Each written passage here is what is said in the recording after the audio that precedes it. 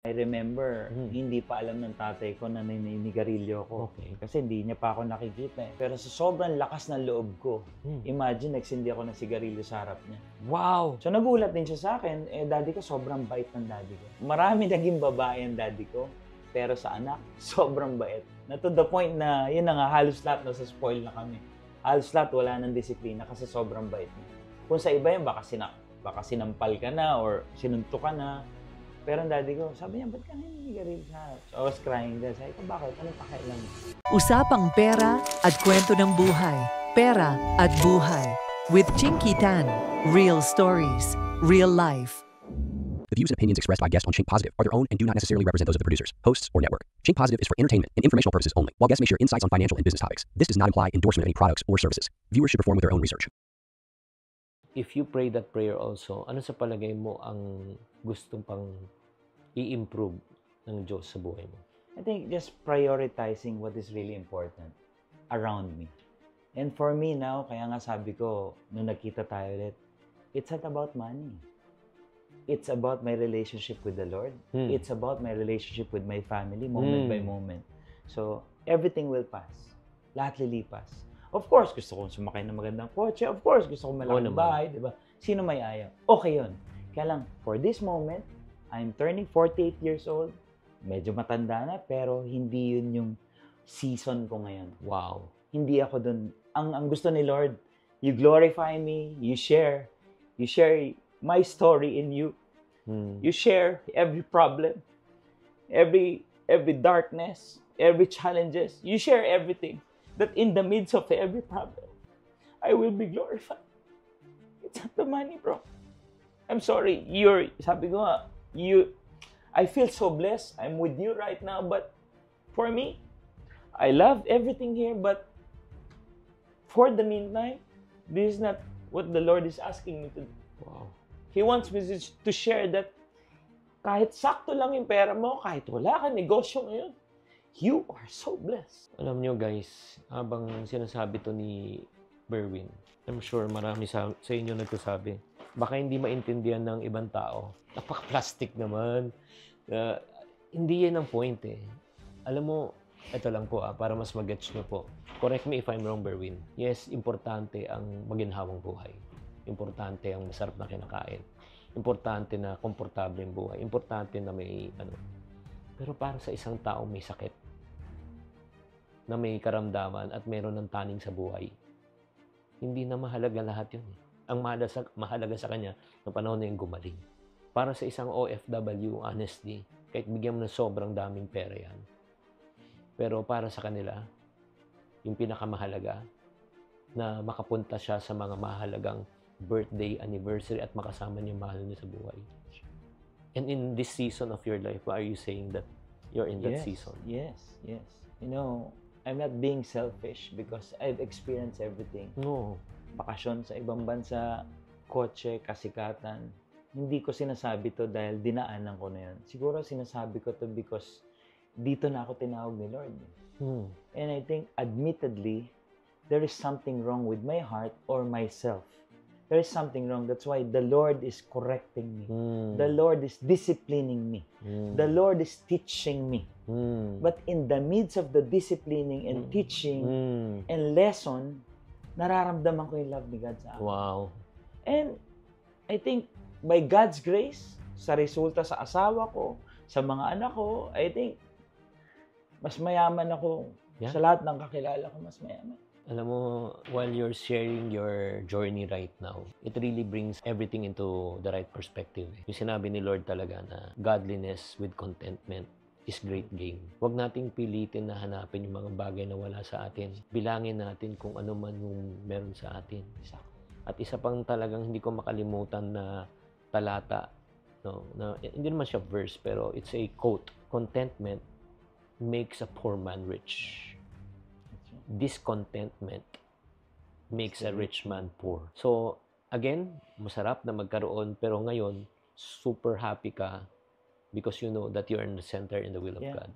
You know, bro, sa totoo lang, sobrang happy ako kasi kaharap kita ngayon. Sobrang blessed ako kasi kaharap kita ngayon. Dami mong natutulungan in the business. ang dami mong encouragement, dami mong tips and advice. Pakiramdam ko, pareho tayo. Yung saya ko, pero ikaw, baka mas madami kang negosyo o pera, pero ako yung saya ko, parang pareho tayo ng saya. Pareho tayo ng saya, not only materially from my experience, but with our journey together, you know, kung paano tayo sinasamahan ni Lord. Yeah. Kung nasan tayo at this very moment. Yung fulfillment. Yung fulfillment. I think di naman na importante yung kahapon eh. Yeah. Tapos na yun eh. Diba? Ano mang success ko, naging solution before, tapos na yun eh. Eto bro, tong interview natin. Grabe. Sobrang blessed ako. Alam mo guys, ito lang no. I don't want to steal the moment from Berwin, pero I just want to convert this to a teaching moment. Alam mo yung isang unang himala na pwede mangyari sa buhay natin. Ang unang himala, yung araw na pinanganak sa mundong ibabaw na ito. Ikaw ay isang winner. You are not a reject. You are not an outsider, even you're born out of wedlock. Because sa milyong-milyong similya na lumabas sa magulang mo, ikaw lang tanging na nabuhay. Ang pangalawang himala na pwedeng mangyari sa buhay ng isang tao, yung araw na madiscover mo ang purpose at calling mo sa buhay. That's right. Would you say that this is your right now, God, it's this your purpose and calling in your life? Yeah. Alam mo, bro, walang aksidente sa Panginoon. Everything happens for a reason. Tama yung sinabi mo, pinanganak ka, andito ka ngayon. Kung nasan ka ngayon at nagtitiwala kay God, that is your purpose at this very moment.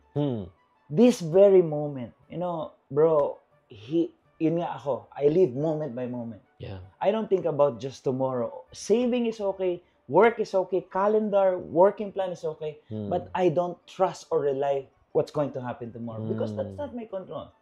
That's beyond my control. My past is past. Ganda sabi ni Paul, di ba? Philippians 3, forgetting what lies behind. Yes. But reaching forward, what's going to happen, di ba? Reaching forward through Christ. That's the real finish line. Totoo. So, ang galing yan. Alam mo, ito lang. Let's put it very practical. Kasi pagka ikaw, nabuhay ka sa nakaraan, uy, dati akong sikat, dati akong mayaman, dati you will live a very miserable life because you're trying to, parang relive the moment na wala na eh. that's right. Or number 2, kung ikaw ay naman nagkamali sa buhay, lahat tayo nagkakamali. Alam mo, naging ganitong buhay ko dahil sa mga maling desisyon ko sa buhay.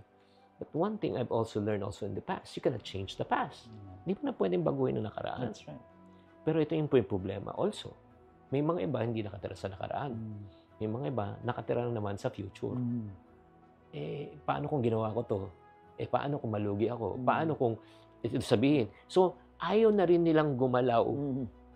Kasi natatakot sila sa fear of the unknown and the fear of the future. That's the reason why every single day we should live in the present. Kasi nga, yun nga, when you say, I have a present for you, this is a gift. So, yan ang ginagawa mo araw-araw. And hindi ko nakakalimutan, bro, yung prayer na, give us this day Our daily bread. our daily bread. So just, can we just be content with what we have right now? Because the Lord will provide for tomorrow. Yeah. So, walk us through right now yung present journey mo ngayon. Let's talk about realistically. How do you provide right now? Paano nagpo-provide si God sa iyo at saka sa pamilya mo ngayon? Daily. Yeah. Well, we have a small business. We just started a shirt business. Ito yung AO1. So, meaning ng AO1 is audience of one. So, with this and living a simple life and how contented we are by God's grace, kung ano yung tinuro sa amin, we don't spend so much right now. Kung ano lang yung kasya, doon lang kami. Hindi kami nagmo-mall, hindi kami kumakain sa mahal, luma yung sasakyan namin, living a simple life na itatawid kami ni Lord. Wow. I think yun lang muna kami. Pero yung to partner, to invest bigger, wala pa kami doon. I'm excited. I know you will help me and dati mo pa ako tinutulungan. Hindi lang ako nakikinig and hindi ko pa season yun, di ba? Hindi ko pa season. Maybe by God's grace, let's pray for it. Maybe itong mga darating na panahon. Pero give us this day our daily bread. It's just daily. Kaya nga kung tatanungin mo ako, so paano? Parang yung mga in-laws ko. Ito, this is very practical. Okay. O Berwin, kamusta yung mga apo ko? Anong plano mo sa kanila sa pag-aaral nila? Sabi ko, Mommy, Daddy, the Lord will always provide. Alam mo, sinasagot ko sa kanila palagi, second year college na po yung panganay. Okay. Yung bunso natin, grade 7 na. parehong private school, the Lord provided. Where? I don't know. Bigla na lang may tatawag sa akin, isang TV network. Bro, may project ka. Praise God. Hindi ko kailangan, walang dumadating. Why? Because hindi ko kailangan. So, ibig sabihin, the Lord will just provide every time na kailangan ko. Yun lang muna ako. That's my season. Yun lang muna ako. Wow.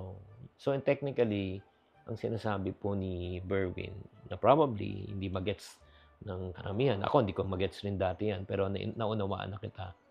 You are living by faith. Yung parang, yes, nagtatrabaho naman siya eh. May negosyo naman siya eh. Hindi naman siyang, iba yung, Lord, I have faith, pero tambay ka lang, wala kang gagawin. Hindi ganun yun eh. May faith ka, pero hindi ka yung nag-i-strive. Lord, bakit wala pa? Hindi ka natatakot. Ito lang sabihin ko sa inyo, grabe itong usapan natin na ito. Alam mo, laki lang dahil sa'yo, parang pinapakita sa akin ng Diyos na laki ng problema ko. Hindi. Totoo yan, guys. Ito lang Ito, papatunayan ko, malaki ang problema natin. Pag wala kang trabaho, takot ka. Diba takot ka kasi hindi ka makaprovide? That's right. Ito ang challenge ko sa'yo. Pag ikaw ay nagkatrabaho, ano next na takot mo? Hanggang kailan yung trabaho mo? O paano kung wala na? Exactly. Paano kung matanggal ako? Exactly. Ngayon, wala kang pera. Exactly. Ang kasagutan para sa'yo ay pera. Okay. So ngayon wala kang pera. Ngayon takot ka na wala. Pero ngayon nagkapera ka, biglaan. May nagbigay. 50,000. Ano next na takot mo? Mawala na yun. Paano kung maubos? Exactly. That's right. Ganun din. Pag may sakit ka, ang akala natin ang sagot ay kagalingan. Let's say yung disease mo medyo terminal, hindi maganda. Takot ka mawala. Bigla na lang kahiro ng himala, gumaling ka. Ano next na takot mo? Paano kung bumalik? So, nagigets nyo, weird eh. Nung dati wala akong pera, takot ako. Nagkapera, takot ako. Dati wala akong benta, takot ako. Nagkabenta ako, takot ako. Dati hindi ako magaling, takot ako. Ngayon,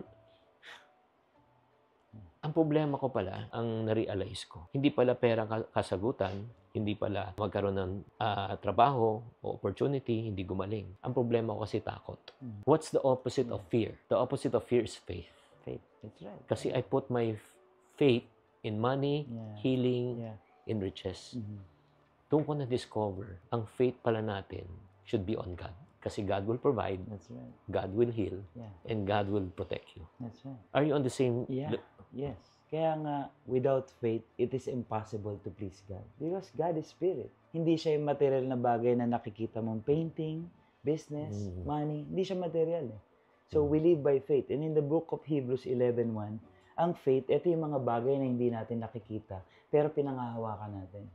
Kaya imposible. Hindi matutuwa o magagalak ang Diyos kung wala kang pananampalataya. Kasi pag wala kang pananampalataya, kinakatakutan mo yung bukas mo kasi hindi mo sinusuko sa Diyos lahat.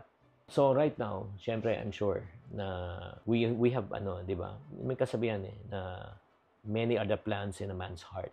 But in the end, ang plano ni Lord pa rin ang mananaig.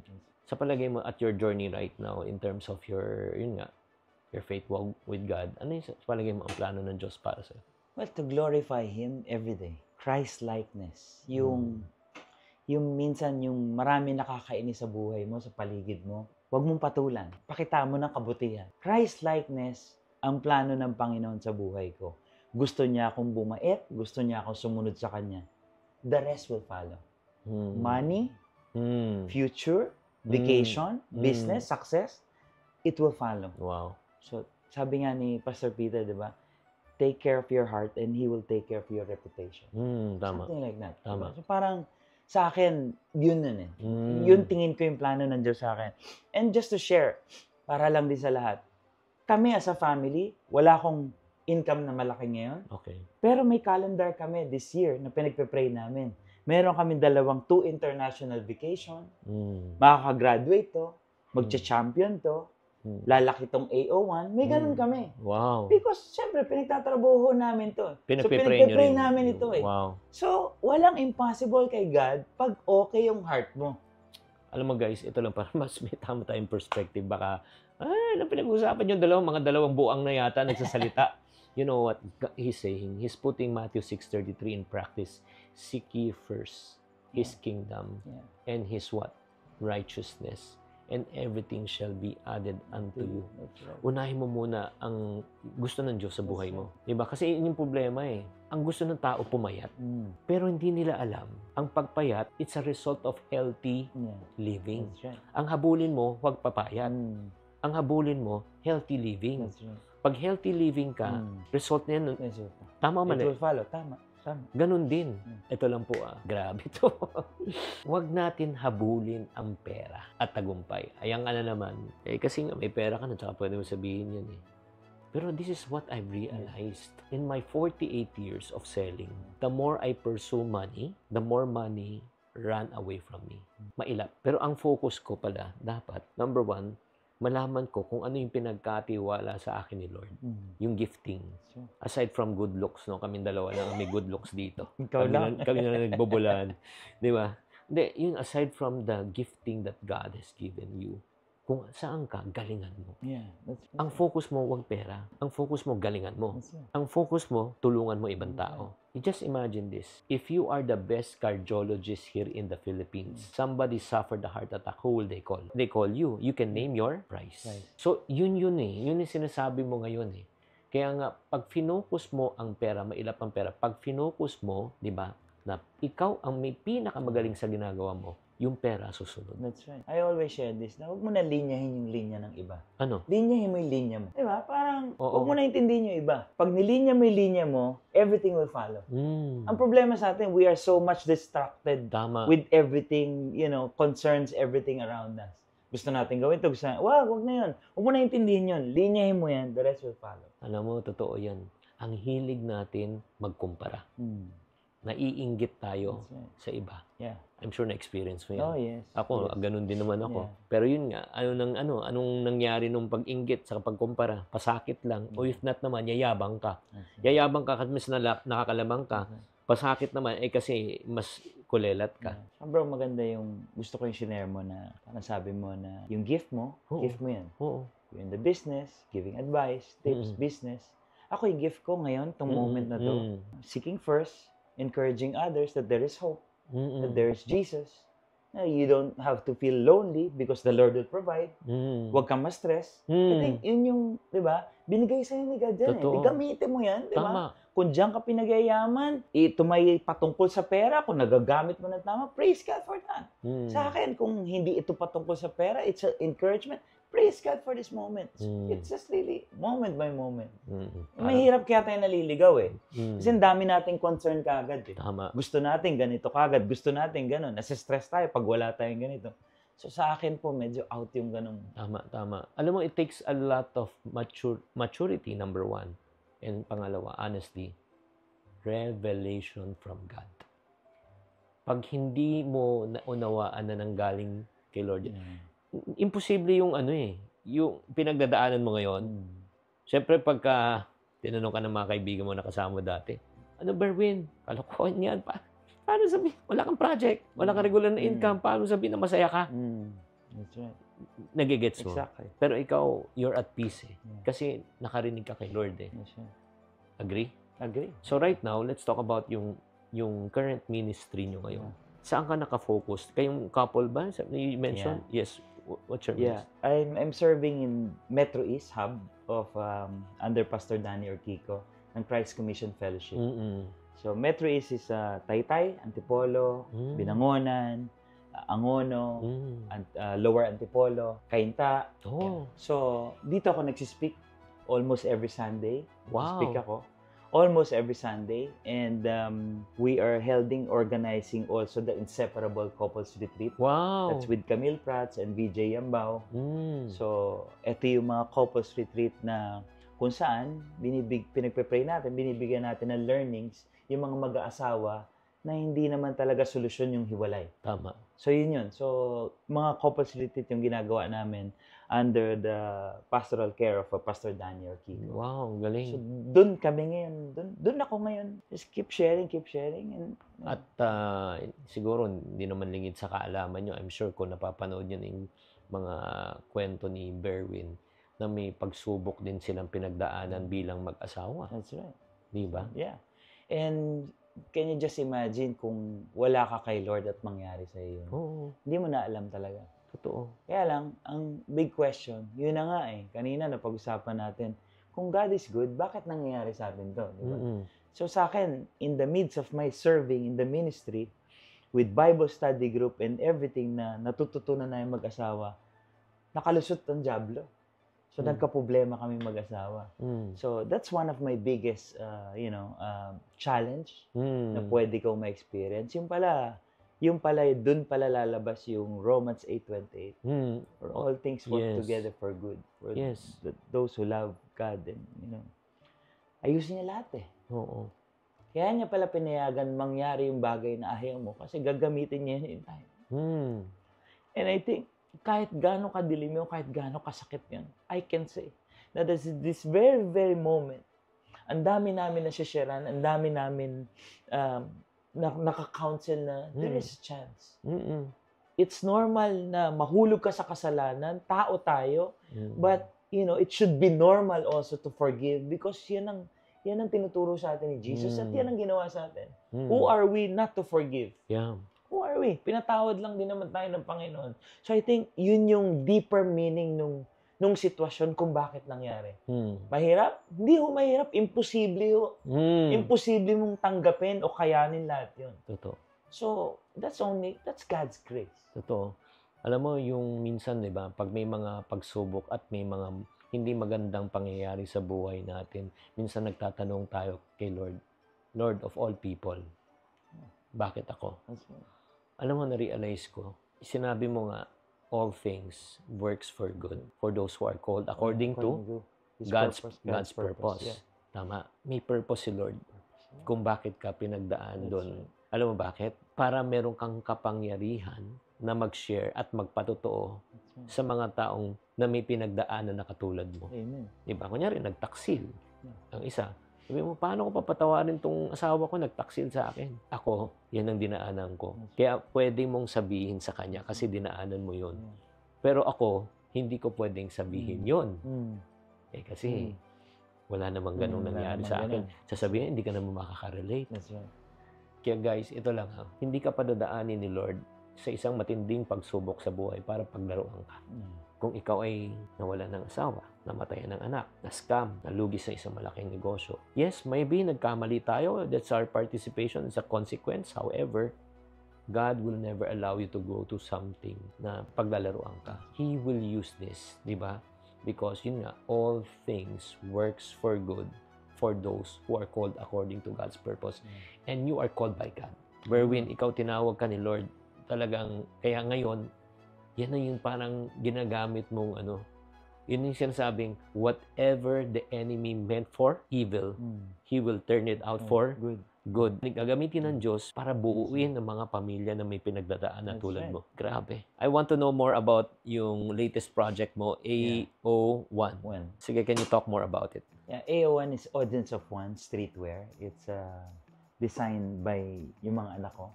My son is 19 and 12. So medyo Gen Z siya ng konti. Bakit nila naisip yun? Well, they witness all.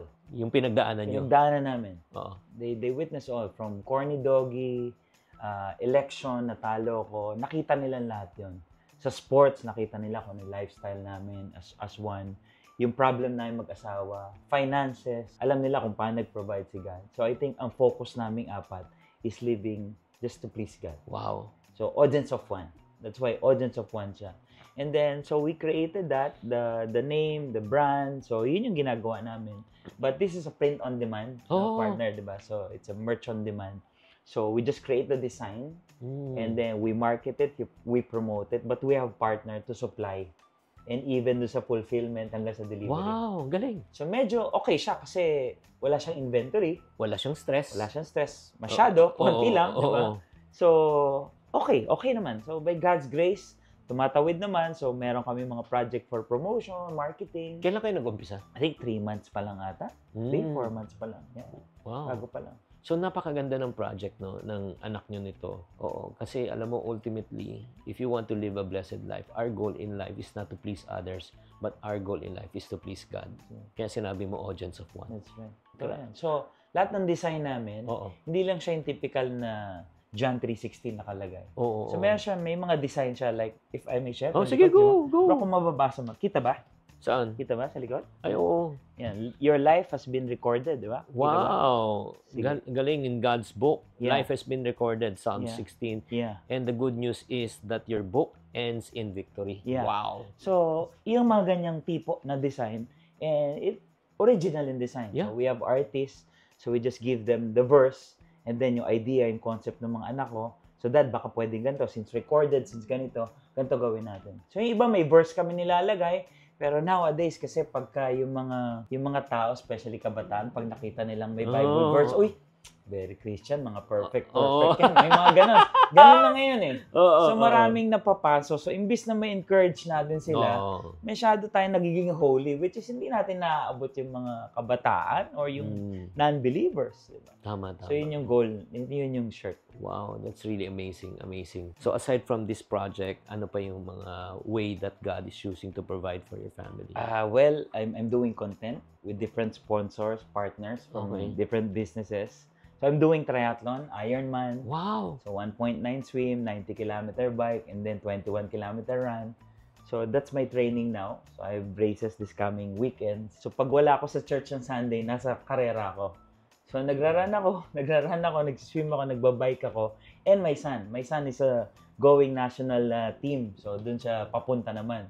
Try out siya. Triathlon din yun. Yun, dun ako nalinya ng Panginoon. So, I write to sponsors, like friends, different companies, and then I make them content. Then, they send me sponsorship. It can be goods, it can be cash, and then it's a partnership. Yeah. So, whenever I race, I bring their name, their company. Yeah, you know, Berwin, right now, I would say na seeing you face to face, makikita ko talaga yung peace of God, yung kapayapaan ng Diyos sa buhay mo. Again, ulitin ko lahat tayo naghahangad ng mas magandang buhay. Hindi natin sinasabi na ayaw natin ng hindi yan ang point. Pero yung starting point, saan ka ba nag-uumpisa eh? No offense meant. Kung hindi ka masaya sa buhay mo ngayon, kahit nabigyan ka limpak-limpak ng salapi, hindi ka pa rin magiging masaya. Di ba? Parang sa pag-iipon yan eh. Kung hindi ka marunong mag-umpisa sa maliit na ipon at maliit na kita, huwag mong bubulahin sarili mo. Ay, makakapag-ipon na ako pag lumaki ng no. Pag hindi ka matuto sa maliit, hindi ka rin matututo sa malaki. Yan sinasabi ng faithfulness in little things. So, the way I just want to commend you, encourage you, affirm you, and agree with you that you are in the center of the will of God right now in your life. So, right now, I just want you to encourage siguro people who are also lost, di ba? Yung parang naguguluhan sila. Meron silang pera, pero wala silang kapayapaan. Meron silang tagumpay, pero wala silang kapayapaan. Parang nagtatanong sila, nabibili ko naman na gusto ko, nakukain ko na yung gusto ko, napupuntahan ko yung gusto ko, pero bakit hanggang ngayon wala pa akong kapayapaan sa buhay? Ano masabi mo sa kanila? Well, siguro, one of my favorite verses that I can share, it's in the book of Proverbs, chapter 3. I think this is very famous already. Trust in the Lord with all your heart and lean not on your own understanding. Kahit dun lang muna tayo. Yung lean not on your own understanding kasi that's how we manage our life. Eh. That's how we think. That's how we make decisions. That's how we do business. That's how we work. Leaning on your own understanding. Kung tayo lang yun, hindi natin kaya. That's why even if we have many, if we are success, pero sarili natin yung naiisip natin, sariling pangunawa natin, that cannot be. Kaya kadugtong nun, trust in the Lord with all your heart and lean not on your own understanding. In all your ways, you acknowledge Him. Sa lahat. Not in some, but in all your ways. Your whole being, your heart, your mind, your family, involve God. In all your ways, you submit to Him. You surrender everything to Him. And He will make your path straight. So, ibig sabihin yung straight, binigyan ka niya ng daan, lalakaran mo pa rin. Hindi pwedeng tumenga ka lang, hindi pwedeng magpaka-relax ka lang, hindi pwedeng pabayaan mo lang. You need to walk. There is a path na sabi ni God, you trust me, I take care of everything. Ultimately, ito naman, ibabalik ko sa negosyo. Alam mo, kung may isang produkto lang ang pwedeng ma-develop sa araw na ito, at pag-pray ko, Lord, alam mo gusto kong ibenta na produkto at tableta, peace of mind. Hallelujah. Hallelujah. Ang sarap niya, no? Kunyari, meron kang produktong peace of mind, bebenta mo sa drugstore, sasabihin ng mga tao, ay pagbilang nga ng peace of mind pang 7 araw. Alam mo, kung meron lang Oh, di ba? Meron lang. Ang lakas ng benta niya kasi ang daming taong, di ba, mayayaman, successful, walang peace of mind. Pero meron din mga taong medyo kapos sa buhay na wala ring peace of mind. Kaya nga, alam nyo, kung ang gusto nyo talagang hanapin ang peace of mind, there's only one person who can offer that peace. That's the Prince of Peace. No other than Jesus himself. So with your permission, if you're out there right now, gulong-gulo ka, lalo ka naguluhan kasi pinanood mo kaming dalawa. After this, you're confused, you're lost, you don't know ano yung next step mo, yung parang feeling mo masyado kang talagang na-stress na sa buhay. God wants you to really experience the peace of God that transcends all understanding. So, if you want to experience the peace, with your permission, Berwin, is it okay for you to pray for those people who are seeking peace in their life? Please pray for them. Let's pray. Let's close our eyes. Father God in heaven, maraming salamat, Lord. Truly, O God, that this is your purpose. This is not an accident, Panginoon. Magkita kami ni Chinky at mapanood nyo itong video na to. Panginoon o Diyos, kagaya ko noon, kagaya namin lahat, at ang marami pang iba. Naliligaw po kami, O Diyos. Hindi namin matagpuan ang tunay na kapayapaan, yung tunay na kagalakan. Lord, sanay kami sa mga pansamantalang kasiyahan na nagbabase sa pitaka namin, nagbabase sa paligid at mga kasama namin, nagbabase sa anumang okasyon sa paligid namin. Panginoon, patawarin niyo po kami, tao kami marupok, naliligaw, O Diyos. Ganun pa man, Panginoon, dalangin po namin lahat ang inyong presensya. Dalangin po namin sa oras na to, Panginoon, na matagpuan namin ang kapayapaan na nagmumula sa inyo. You said in your word, in the book of John, Panginoon, na sabi nyo, kapayapaan ang ibibigay at iiwan ninyo sa amin. Hindi nyo maibibigay yung binibigay ng mundo. Tunay, O Diyos, walang katumbas ang kapayapaan na nagmumula sa inyo. Panginoon, dalangin namin sa mga kapatid ko na nanalangin din ngayon. Panginoon, nawa po, mangusap po kayo sa puso at isipan ng bawat isa. Nawa, O Diyos, magpakilala kayo, Panginoon, kung nasan man sila ngayon. Nawa, O Diyos, sa ngalan po ninyo, kasama ng banal na Espiritu, dalangin namin ni Brother Chinky, O God, na magpakilala kayo at lumalim ang relasyon at pananampalataya namin sa inyo lamang. Umasa kami sa inyo lamang, Panginoong Yesus, hindi sa mundong ito.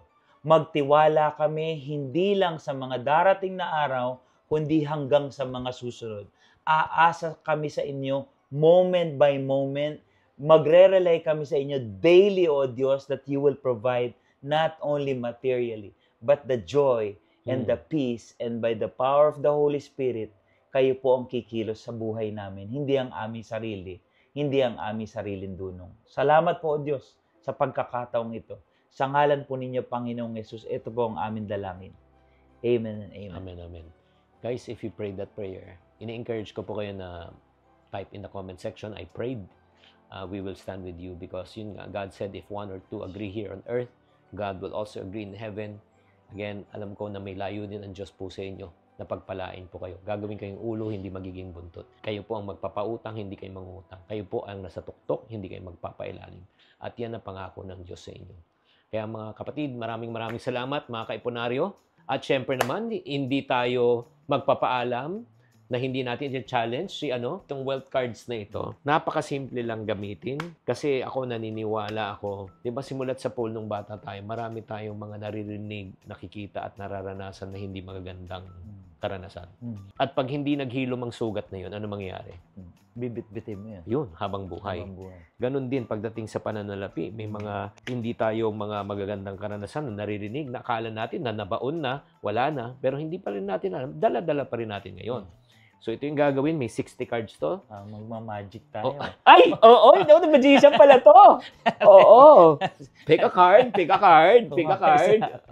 One card. Okay. Tapos, nandito sa harap, babasahin mo yung money wound. Okay. Pagkatapos mong basahin yan, babaliktarin mo, babasahin mo word per word yung nasa likod. Sige, basahin mo na. Sige. Hindi, eksakto eh. Ito, money wound. Ano money wound? Eksakto eh. Hindi ako marunong humawak ng pera. Kaya ako mahirap. Baliktarin mo. Anong sinasabi ng Sabi ng, declare mo to. Kaya kong matutunan kung paano mag-manage ng pera dahil ang pagyaman ay napapag-aralan. Oo. Tapos may healing verse. Yeah. Receive godly wisdom and understanding. That's Proverbs chapter 4, verse 7. Hallelujah. Praise God. So every day, ang gagawin Praise the lang Lord. nila, this will be a day of, parang a moment, kahit 2 to 3 minutes of meditation. Yeah, So babasahin lang nila yung money wounds, tapos ilalagay nila ito sa likod. that's right. Para maalala na nila for the day, ano yung parang sinasabi ng That's Diyos. So bibigay ko na ito sa iyo, kapatid. Wow, thank you. Oo. Praise God for this. Oo. Praise God. Thank you. Grabe. Thank you very Thank you. much, Berwin. Yeah. Maraming salamat. Paano pala makukontakt if anyone's right now interested sa AO1, di ba? Audience Yeah. of One. Where do they get it? How do they avail it? Yeah, well, the designs and how to order, basically it's in social media. Pwede ka mag-messenger, AO1. Isa lang naman yung AO1 clothing brand. Pwede mo rin contact sa IG. That's Audience of One Streetwear. So, AO1 Facebook, yun lang. Ayos na. Paano naman kung may mga companies or organization or if not naman, mga churches who wants to invite you to also share yung how do they get in touch? Yeah, pwede rin sa AO1. We manage also the social media so we can receive your inquiry, your invitation. Ganun din sa email, maileyberwin@gmail.com. Mabuhay ka, Berwin. Praise God. Isa kang for you, bro. pagpapala ni Praise Lord God. at gagamitin ka pa ng Diyos Hallelujah. para pa ipalawigin ang ang kapangyarihan at pagmamahal ng Diyos sa ibang tao. Hallelujah. So guys, there you have it. I hope that you are encouraged in this episode. Yes, I know ang goal natin dito ay pag-usapan buhay at the same time pera. Pero yun nga, iba ang direksyon, iba ang gusto ng Diyos sa episode na ito. And then kung kayo po ay na-encourage, okay, please type also encourage in the comment section at i-share nyo rin tong episode. Don't forget also to follow Berwin, mainly sa kanyang mga social media and also at our social media. Thank you very much. Parati namin sinasabi, tamang karunungan, tamang disiplina po ang susi ng pagyaman. We weren't blessed with money. I'd find ways to make money even at a young age. So at Christmas time, we would do carol singing. We would knock on people's doors. I'm not a talented singer, but we would sometimes come home in the evening with £100, even from the age of 15 years old when I started drinking with friends all the way up until 34, 35. For 2 decades, I was heavily into alcohol and some other substances as well. I was arrested in New York for assault. I was intoxicated, and after a night out I assaulted somebody in a pizza restaurant and was taken to jail. And then later in 2015 I drank excessively that night, and it got a lot worse where I found myself assaulting a police officer.